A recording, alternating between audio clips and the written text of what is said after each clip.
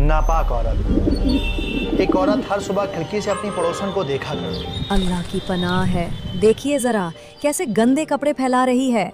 उसका शौहर पास बैठा न्यूज़पेपर पढ़ता रहता और अपनी बीवी की बात सुनकर मुस्कुरा देता। और इसी तरह दिन रातों में बदल गए, रातें हफ्तों में बदल गईं और हफ्ते महीनों में बदल गए। उस औरत को कभी पड़ोसन का घर गंदा लगता तो कभी उसके बच्चे गंदे लगते, कभी उसका किचन मैला नजर आता तो कभी उसका सहन गंदा नजर आता। वो देखो कैसे मैले कपड़ों में नमाज पढ़ रही है। बताइए जरा, इस नापाकी में नमाज होती होगी इसकी? दिखने में तो पढ़ी लिखी लगती है। ये सामने वाली पड़ोसी अपनी पड़ोसन के अंदर 100 कमियां निकालती रहती, लेकिन एक दिन वो हैरान रह गई। अरे इधर आइए। अरे क्या है?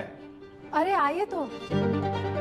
दोनों ने खिड़की से बाहर झांक कर देखा और वो ये देखकर हैरान रह गए कि उस औरत का मकान एकदम साफ सुथरा था। आज उसके बच्चे एकदम सफेद शफाफ कपड़े पहने हुए थे और वो जो किचन हमेशा मैला लगा करता था ना, आज बिल्कुल साफ और चमक रहा था। औरत ने मियाँ की तरफ देखकर कहा, अल्लाह का शुक्र है, मैं तो दिन रात इसके लिए दुआ करती थी, आज जाकर पूरी हुई है।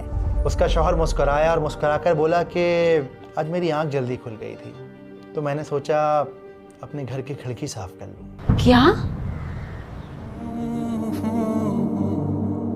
आज हम में से ज़्यादातर लोगों की यही परेशानी है कि अपने गिरेबान में तो झांकते नहीं, लेकिन सामने वाले के ऐप तलाश करने लगते हैं। अल्लाह सुब्हानहू तआला सूरह हुजरात में फरमाते हैं, ऐ अहले ईमान, बहुत गुमान करने से परहेज करो कि बाज गुमान गुनाह है, और एक दूसरे के हाल का तजस्सुस न किया करो, और न तुम में से कोई किसी की गीबत करे। क्या तुम में से कोई इस बात को पसंद करेगा कि अपने मरे हुए भाई का गोश्त खाए? उससे तो तुम जरूर नफरत करोगे, और अल्लाह का डर रखो, बेशक अल्लाह तौबा कबूल करने वाला है। और इसीलिए हमें तजस्सुस यानी दूसरों के अंदर ऐप तलाश नहीं करने चाहिए, बल्कि बड़े बड़े उलमाओं का ये कहना है कि हर इंसान को दूसरे इंसान के लिए ये ओपिनियन रखना चाहिए कि शायद सामने वाला अल्लाह का वली है, क्योंकि हम नहीं जानते कि कौन है जो रातों में अपने अल्लाह के आगे खड़े होकर गिड़गिड़ाता है, कौन है जो हर रोज कुरान को खोलता है, कौन है जो अल्लाह की आयतों को समझता है, और कौन है जो अल्लाह के इतने करीब है कि जितने करीब शायद हम कभी जा भी नहीं सकते। तो क्यों ना आज अपने अंदर झांकें और अपने आप से सवाल करें कि कुरान आखिर है क्या?